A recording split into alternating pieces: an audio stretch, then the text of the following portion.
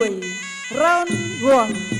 បាទកងជ័យមករៀមទឹកទី1ខ្លាចាស់ធនមករាទៅឆ្វេងស្ដាំពីអាហ្គូបៀលេងយកពីធនមករាសោយឆ្វេងស្ដាំអត់មានទប់ទេទៅហើយហើយកុំភ្លេចថាធនមករាខ្លាចាស់ណាដើរចូលពីអាហ្គូបៀទៅហើយកណ្ដាប់ដៃរបស់អាហ្គូបៀប៉ាក់ពាកអូ My God 3ធម្មតាមែន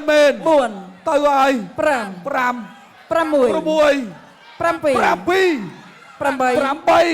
9ចប់សពគ្រប់បាត់ទៅហើយ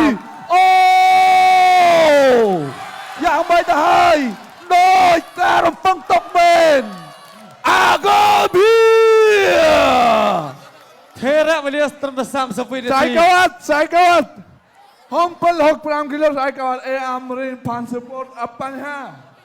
ya oke apanya អត់បញ្ហាបងប្អូនសាកសមជាបេក្ខភាពដណ្ដើមខ្សែក្រវ៉ាត់ក្នុងប្រភេទទម្ងន់65គីឡូក្រាមទេបាទឥឡូវហើយផ្ញើរូបភាពនេះជូនកូទីយ៉ារ៉ូដេនកូបាទឥឡូវនេះសូមទស្សនាធ្វើរូបភាព slow motion បន្តិចបងប្អូនលឿនដូចភ្នែកបន្ទោអញ្ចឹងបាទសូមអញ្ជើញរូបភាព slow motion ឥឡូវយើងទៅចាប់អារម្មណ៍វិញតើកណ្ដាប់ដៃរបស់អាកូប៊ីកន្លែងណាដែលធ្វើឲ្យធនមករាមិនអាចតតាំងបានអូយវ័យនេះគេហៅថាវ័យសើយពីខាងក្រោម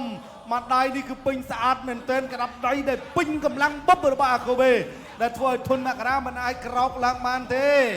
អត់អីទេឱកាសក្រោយទៀតអាកូប៊ីនឹងក៏អត់ទាន់តាណាឆ្ងាយពីទឹកដីនៃប្រជាជាតិកម្ពុជាដែរអញ្ចឹងអាកូប៊ីក៏ទុកឱកាសនេះឲ្យធនមករា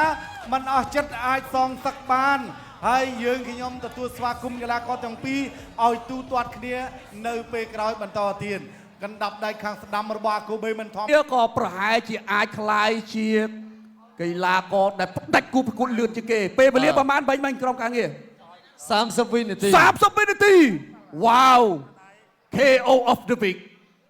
អរលោកលោកស្រីនាងកញ្ញាអូបអូសាទរជ័យជំនះកីឡាករ God